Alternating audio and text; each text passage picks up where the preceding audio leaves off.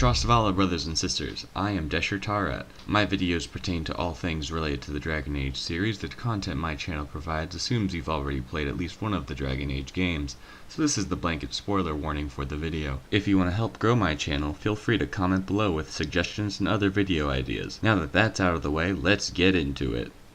Today I introduce a new series amongst the Dragon Age community. Inspired by Fudge Muppet Skyrim and Fallout 4 builds, I bring to you the Dragon Age builds. Today I'm going to tell you all about a character, their role-playing concept, their skills, specializations, and abilities so you can go into Dragon Age Origins with a new way to play. Today I'm going to be telling you about the Dalish leader, a Dalish two-handed champion and berserking warrior who was born with the natural ability for leadership. The leader grew up as per the normal origin, however, he had a few more interactions with humans than you might think.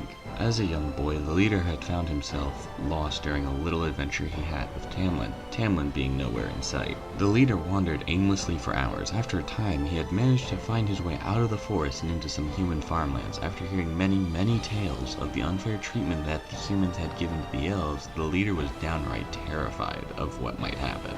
These farmers might cut off his ears and feed them to the dogs. However, these humans were actually rather kind to the leader. They had taken him in and given him some food and water and shelter. He was wary and worried, but his hunger and thirst outweighed his sense of pride and fear as he went in with the humans. The leader had been with the couple for a full 10 days before Keeper Marithari had found him.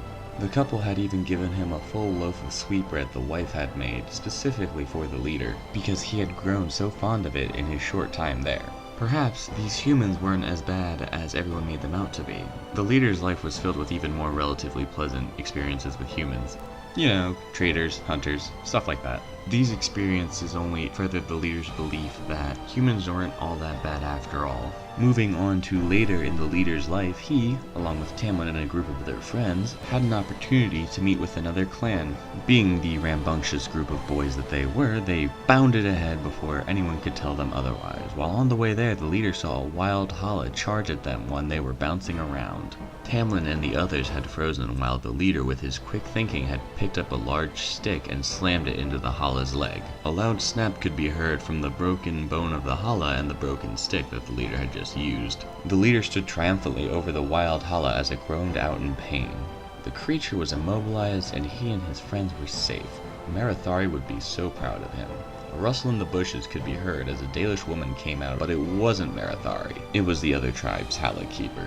The Hala Keeper was rightfully furious. Turns out it wasn't a wild beast, it was actually the clan's strongest Hala. The leader was extremely apologetic, however Marithari eventually made her way onto the scene and had taken sole responsibility of the actions. Afterwards, the leader had asked Marithari why she took the blame for his actions. Her reply was a simple yet powerful lesson for the leader. When you lead, you bear the brunt of the fault. They are under your charge and you must take responsibility for their actions.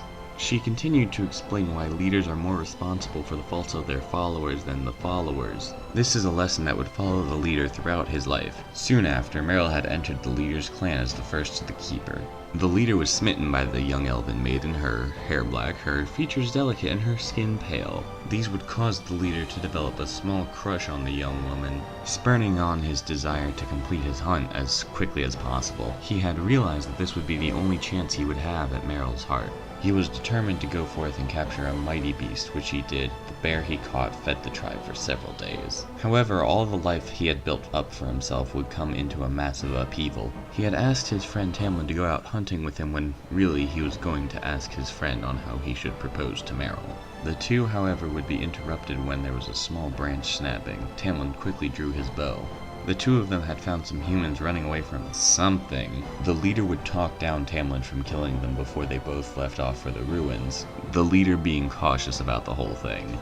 That's the backstory to the leader. Here we will be talking about results to the quests, his relationships, skills, and other abilities. When the leader would go to the Circle of Magi, he would find himself siding with the mages. He had been living alongside mages for a very long time, and they had never come out as disastrous or dangerous as far as he was aware.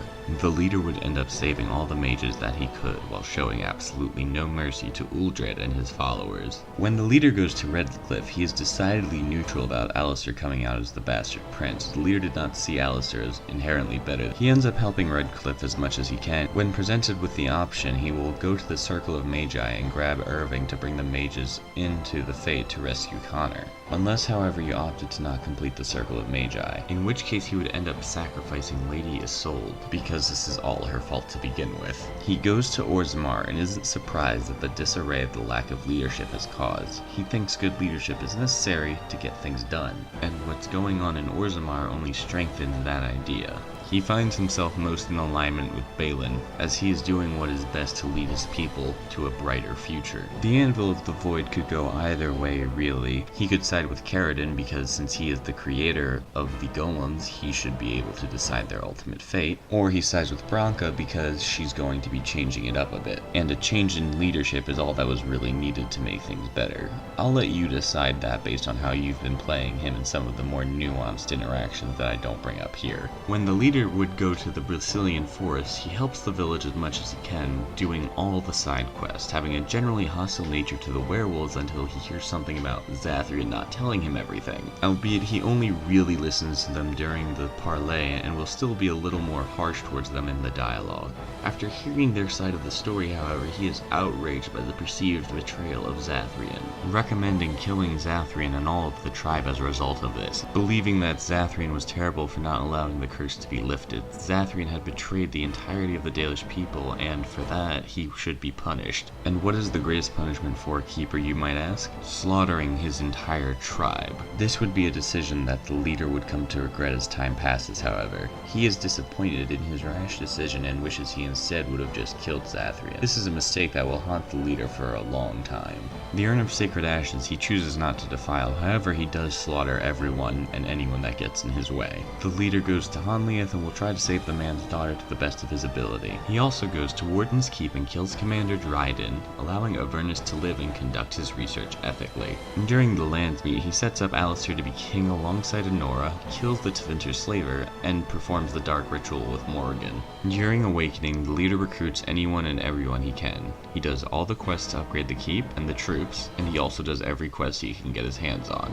This is because the leader has realized he now represents the Grey Wardens, and in order for the Wardens to be viewed positively, the keep must be able to hold its own. He will show he believes in his accomplishments by defending Amaranthine and leaving the keep to defend itself. When it comes to how the leader deals with the rest of the group, he finds himself helping them in every way that he can, having a deep and strong friendship with everyone in his group. The leader will let Loghain live because he sees that it allows for the best possible outcome for Ferelden. Riordan made a very strong case to turn Loghain into a warden, and the leader supported this logic. You could also reasonably kill Zevran if you wanted to, but why would you? After hearing he was sent by Loghain, he found himself a little more forgiving of Zevran. The leader recruits Leliana, thinking she's kinda crazy, but whatever, they really needed the help. He manages to recruit Sten, finding himself to have a strong respect for the man and vowing to help him find his sword when he gets Sten to talk about it. He also recruits Wynne, as she kind of reminds him of Keeper Marithari, and he hardens Alistair and Leliana.